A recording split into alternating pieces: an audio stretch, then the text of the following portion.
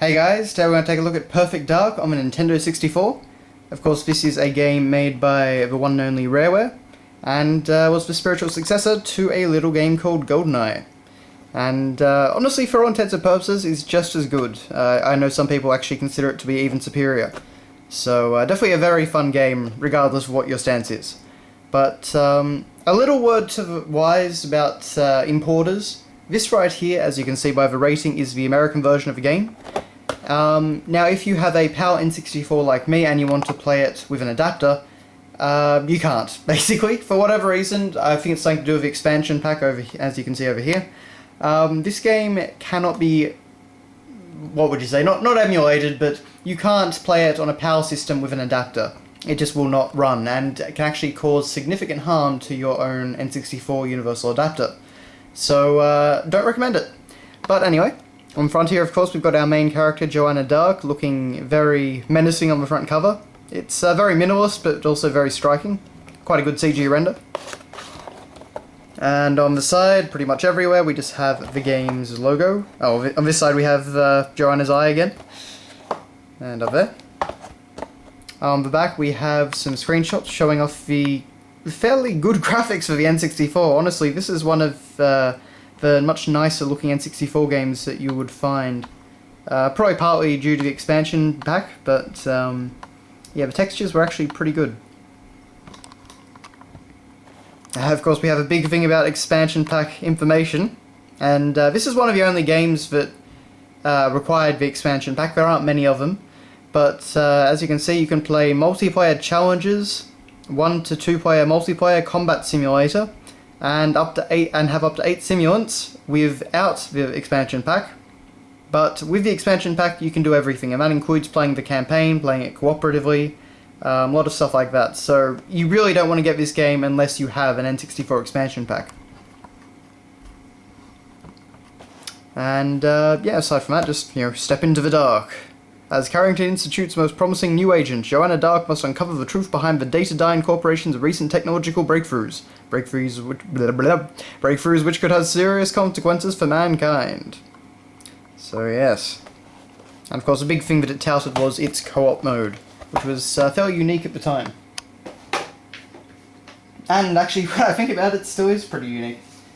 Okay, so we've got, of course, our exciting consumer information and precautions booklet, as you would expect. And we have our manual. So, just the same as the front cover on the front, of course, but we do have a full colour manual. Another shot of Joanna's eyes there. We get these nice scenes in the background of the manual. Hopefully the camera shows it up enough. So basically different levels in the background of each page. We get a story synopsis, which goes into some stuff that the game doesn't necessarily do. It just kind of gives some background, like it says up there. We go over, of course, the use of the controller. And I appreciate that just about every single page is actually a different background. And we, of course, we get our color screenshots showing off the interface.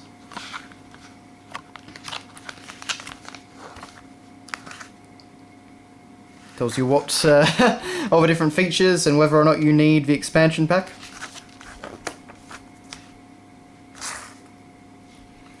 Display options, different things, multiplayer options, simulant combat menu, cooperative game.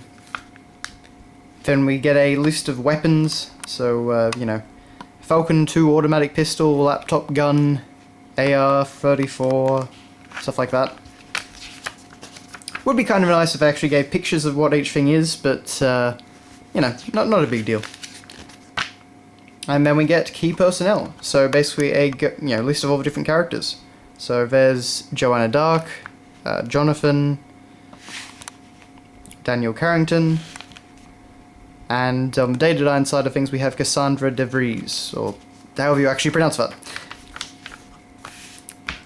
But yeah, that's pretty much that. And of course, last but not least, we have the cartridge. And again, we just use that same image of Joanna's eyes.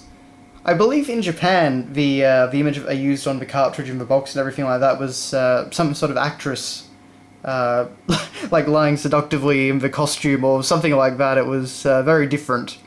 But Anyway, so that's basically that. So that has been a look at Perfect Dark on the N64. As I say, if you're a PAL importer, this is not a great one to actually import.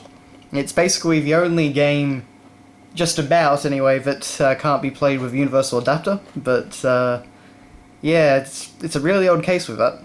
But particularly in the way that it can actually damage your adapter, that's definitely not something you want to happen. But yeah, thanks a lot for watching guys, and I will see you later.